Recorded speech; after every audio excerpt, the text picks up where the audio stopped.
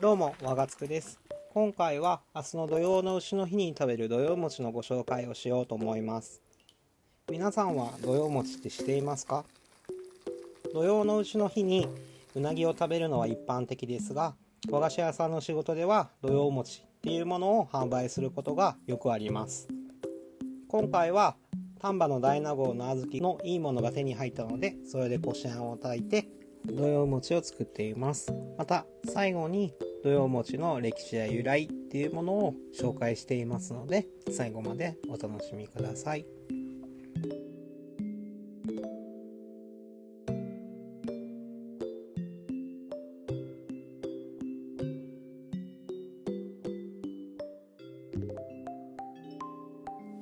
これが丹波の大納言の小豆になります。母が送ってくれました。これを一度洗ってこしあんを作っていきます。普通は小豆って汚れがついていたりするんですけれども、今回もらった小豆は全然汚れがついていなくて、洗っても済んでいたので、洗わなくても大丈夫かなとは思ったんですが、一応洗っておきました。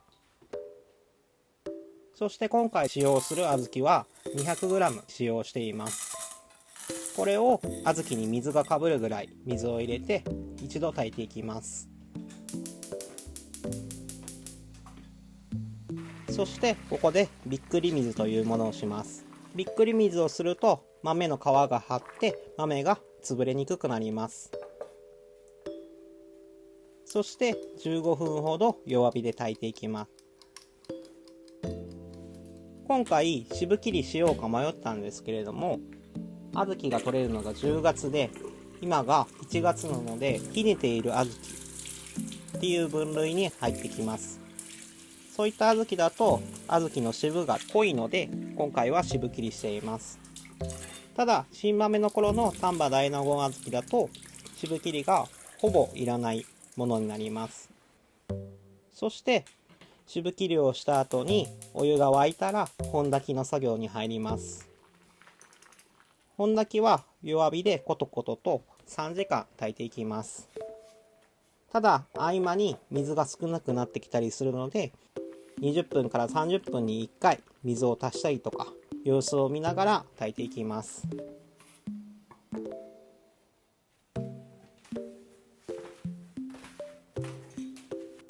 そして炊き上がった後は豆を一度潰します。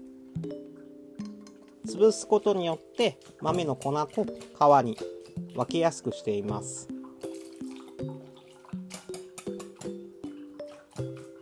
それを何回もこしていきます。一度こうしただけだと豆の皮の周りに粉がついているので、こした残りの皮に水を足してこういう風に何回もこしていきます。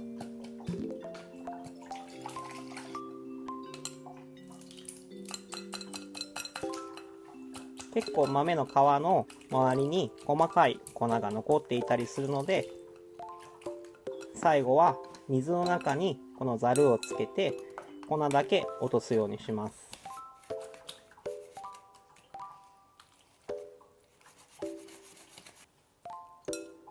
そしてこし上がった粉をすべてひとまとまりにして水さらしという作業に入っていきます。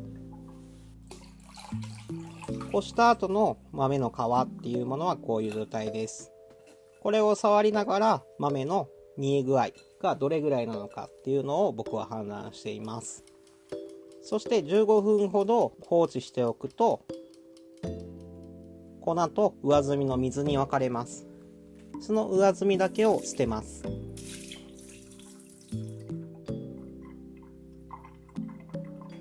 そして今回はざるの目が一度粗かったので、ここからはもう少し細かい目のざるでこしていきます。水を何回も足しながらこしていくとこしやすくなるので、何回もこしていきます。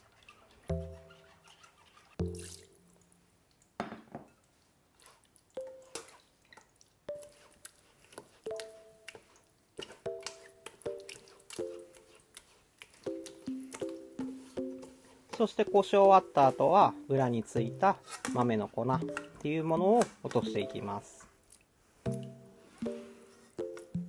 これでほとんど皮が取り除けた状態なので、先ほどの水さらしの作業っていうものをあと2回ぐらいやっていきます。合計今回は水さらしの作業を3回やっています。この回数とかも店によって結構違うんですけど、午後の場合はだいたい3回ぐらいでやっています。あまり水さらしの回数が多いと今度は小豆の香りが抜けてしまうので、3回ぐらいまでに収めて香りを残しています。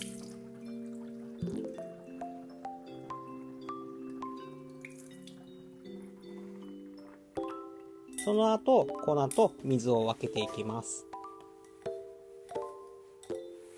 こうすることによって小豆の雑味っていうものが取りやすくなっています。そしてこれをだいたい20分ぐらいですかね。20分ぐらい放置して水を切ります。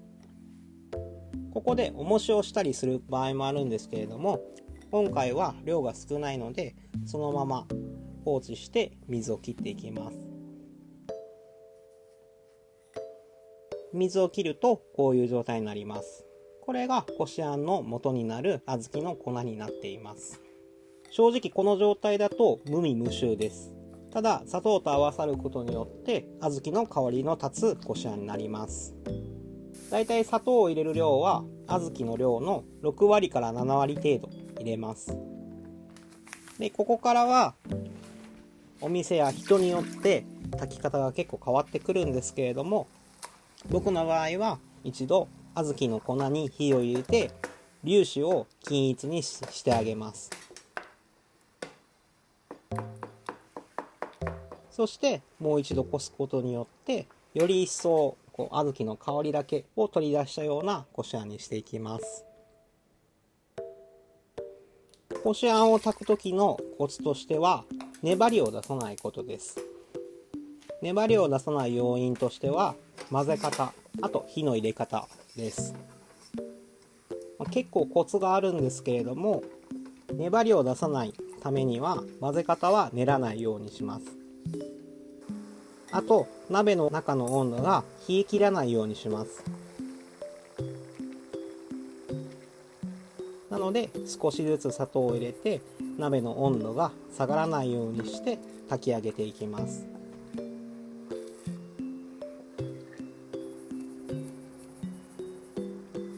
練らない混ぜ方ってどういう風にするのって思うかもしれないんですけれども、鍋肌から中心に向かって木べらを入れていきます。すると粘りの少ないこしあんになりやすいです。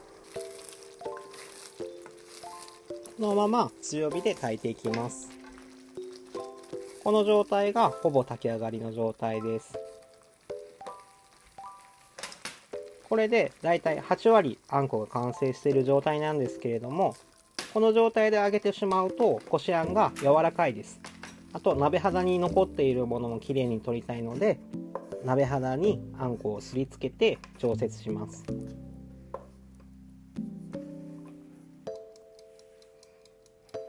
だいたい5分ぐらい置くとこういう風な状態になります。こすりつけておいたことによって鍋肌がきれいになっています。そしてこの時も練らないように優しく取っていきます。炊き上がったあんこは少量ずつに分けて冷めやすくしてあげます。すると小豆の色が飛びにくくなります。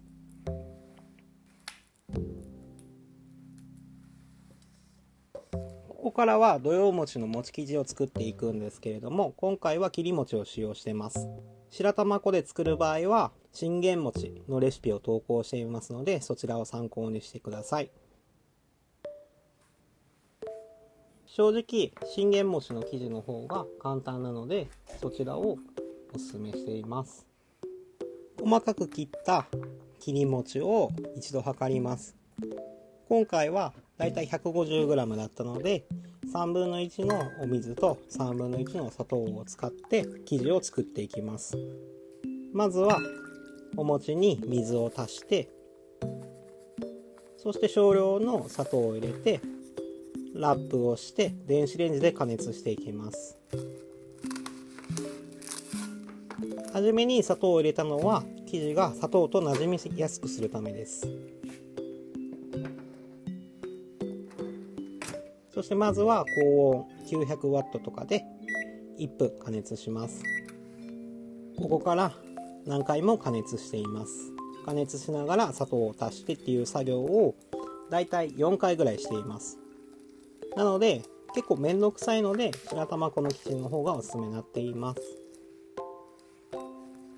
もし加熱する場合は 500W で3分っていうものを3回ほど加熱してください。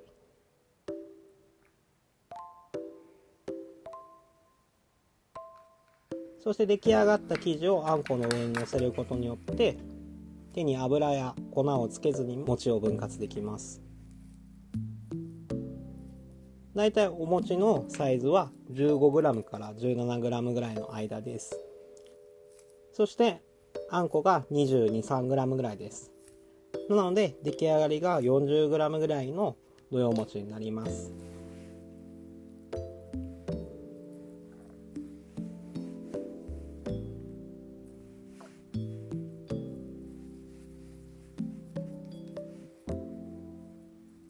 そしてあとはこういう風に包んでいって、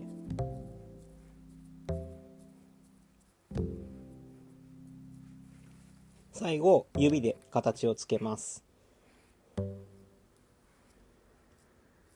すると土用餅の形になります。もう一度見せます。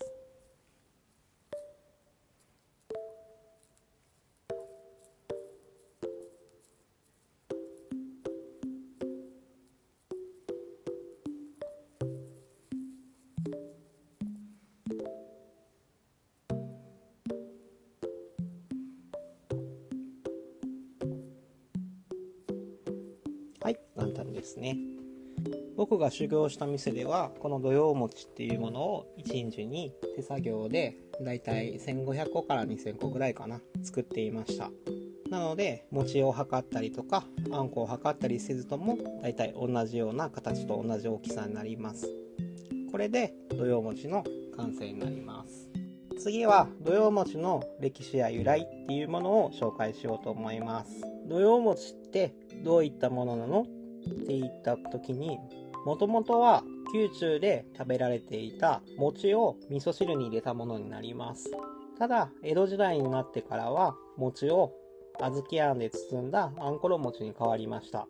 お餅は力餅、小豆は赤色が魔除けに通じるといった理由のため、土用餅を食べると暑さに負けず無病息災で過ごせるという言われから土用餅っていう文化が江戸時代に広まりました。ちなみに土用の丑の日っていうものはうのつくものを食べて精をつけ無病息災を祈願するという言われがあるのでうなぎを食べたりします。実はそれ以外にも梅干し、うりなども土用の丑の日の食べ物と言われています。なのでもしよければ明日の土用の日にうなぎ、あと土用餅などを食べて今年の夏の無病息災っていうものを祈願して土用の丑の日を迎えていただければ嬉しく思います。今回の動画はいかがでしたか？明日は土用の丑の日ですね。皆さんはうなぎを食べるかもしれませんが、土用餅っていうものも和菓子屋さんには売ってるんだよっていうことを知っていただければ嬉しく思います。チャンネル登録、高評価していただけますと嬉しく思います。それではまた次回の動画でお会いしましょう。ありがとうございました。ちなみに次回の動画はこの小豆を使った本格的な水ようかんを作ろうと思っています。それではお楽しみに。